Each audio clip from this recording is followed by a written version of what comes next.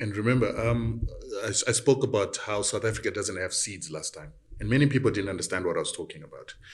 The country is currently making all its staple foods on what are called genetically modified seeds. Monsanto. Yes, most of which are disabled from reproducing. Most of which, even if they did reproduce, they would slowly reproduce less and less. This means that we need Please stop.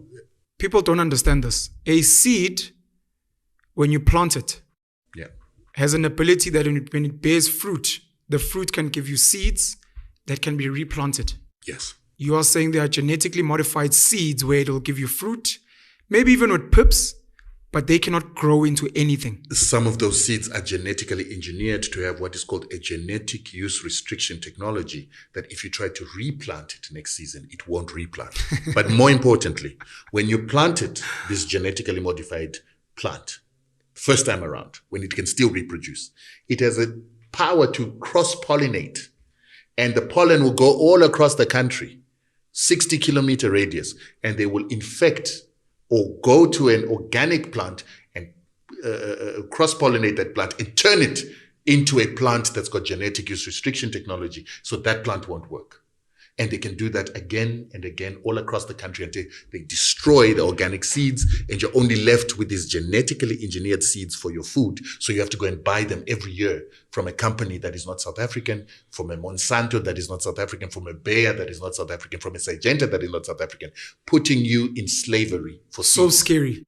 And this scary. And these companies, Lima Grain, which owns a company called Seedco, Lima Grain actually destroyed all tomato seeds in Europe, to the extent that right now hybrids are what are left in Europe, and they sell these hybrids from anything from $60,000 a kg to $400,000 a kg. What that means is seeds cost more than a kg of gold.